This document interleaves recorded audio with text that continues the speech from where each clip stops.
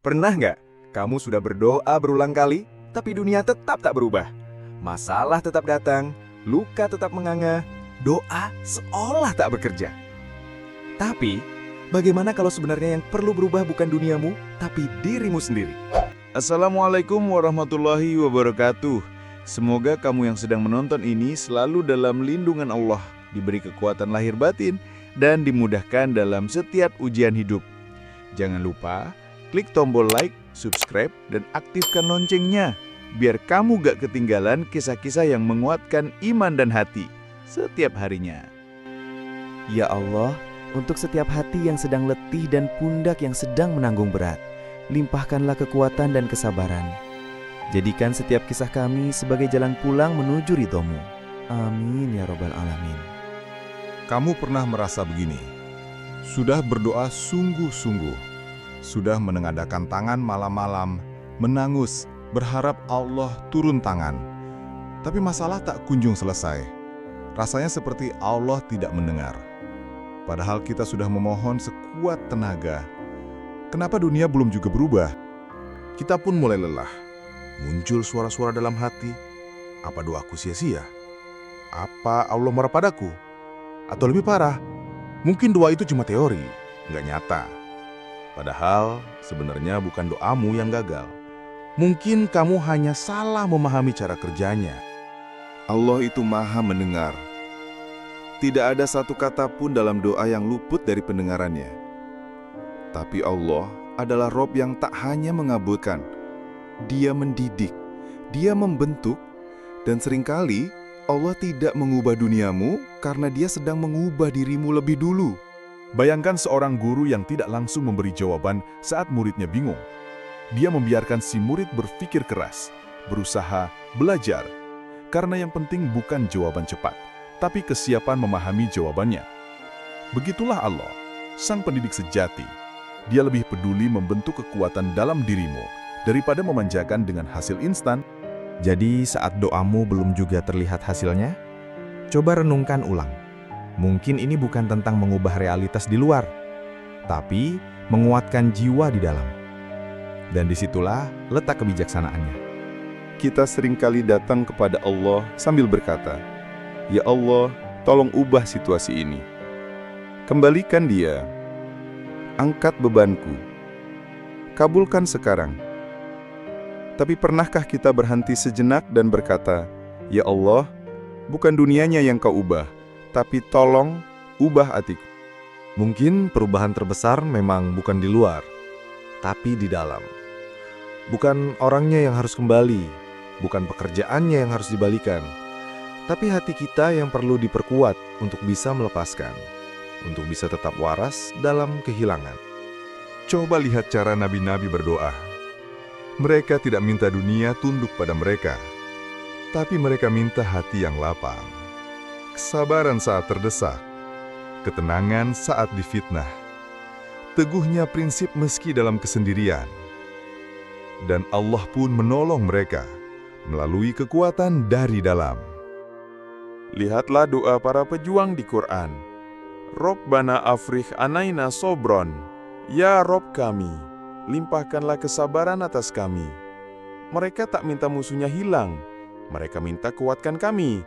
Karena mereka tahu, ketika diri mereka siap, apapun yang datang tak akan mengoyahkan iman mereka. Jadi, jika hari ini kamu berdoa dan merasa belum dijawab, jangan langsung berkesimpulan bahwa Allah belum mendengarkan. Mungkin Allah sedang menunggu kapan kamu siap untuk dikuatkan lebih dulu. Karena ketika hatimu siap, seringkali keajaiban akan menyusul dengan sendirinya. Kadang kita mengira keajaiban doa itu adalah ketika masalah langsung lenyap, hutang langsung lunas, orang yang kita cintai langsung kembali, masalah pekerjaan langsung selesai. Tapi ternyata keajaiban sesungguhnya adalah ketika hatimu berubah, yang awalnya rapuh jadi kuat, yang awalnya panik jadi tenang, yang awalnya marah jadi memaafkan. Doa bukan tombol instan yang kalau ditekan langsung dapat hasil. Tapi doa adalah proses. Ia membentuk, ia mendewasakan, Ia mengubah cara pandangmu terhadap dunia, tanpa harus mengubah dunia itu sendiri. Karena seringkali, dunia tak berubah, tapi kamu jadi lebih siap untuk menjalaninya. Coba lihat kembali doamu. Apakah kamu hanya meminta dunia tunduk padamu? Atau kamu sudah minta agar jiwamu yang dibentuk agar mampu berdiri tegar di tengah badai hidup? Lihat kisah Nabi Yunus. Saat di perut ikan paus, apa doanya? La ilaha illa anta subhanaka inni kuntu minadz zalimin. Tidak ada protes, tidak ada tuntutan. Hanya pengakuan bahwa dia butuh Allah dan bahwa dia pernah salah. Dan disitulah Allah mengubah takdirnya. Bukan karena dunia berubah duluan, tapi karena dalam Yunus ada perubahan besar. Maka dari itu, doa terbaik adalah bukan doa yang mengubah hidupmu jadi bebas masalah, tapi doa yang menjadikanmu pribadi yang kuat saat masalah datang. Karena saat kamu berubah, itulah saat segalanya mulai membaik, meskipun dunia di luar masih tetap sama. Ada yang bilang, kalau kamu ingin dunia berubah, mulailah dari dirimu sendiri. Dan itu bukan cuma nasihat motivasi, itu juga cara Allah bekerja. Kadang, Allah belum ubah keadaan kita, karena kita belum siap untuk perubahan itu. Bukan karena Allah menunda, tapi karena Dia menunggu kita tumbuh, agar perubahan itu tak membuat kita binasa. Allah Maha mampu untuk ubah apapun dalam hidupmu dalam satu kedipan mata.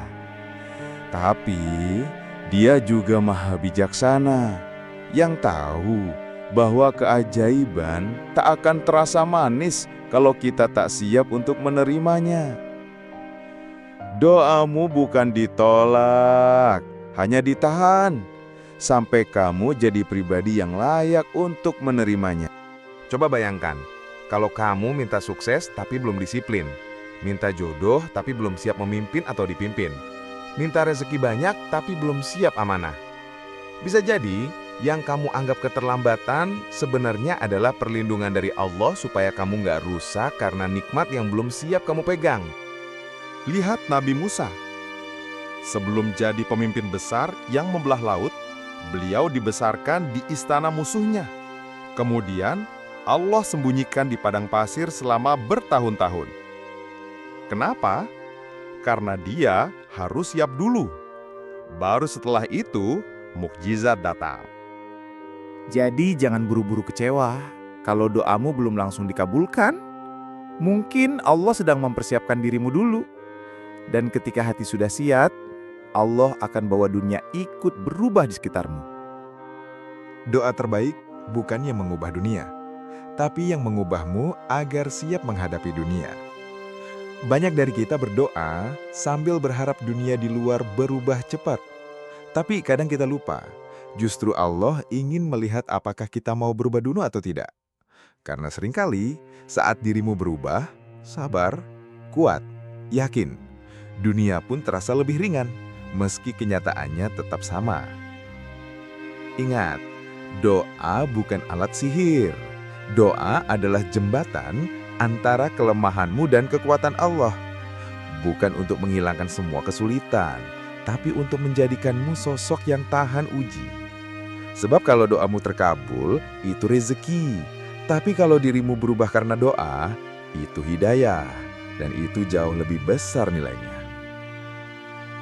Doa yang kamu panjatkan setiap malam, itu bukan hanya tentang meminta sesuatu, tapi tentang melatih hatimu percaya, melatih jiwamu tunduk, dan melatih langkahmu untuk terus bergerak walau keadaan belum berubah.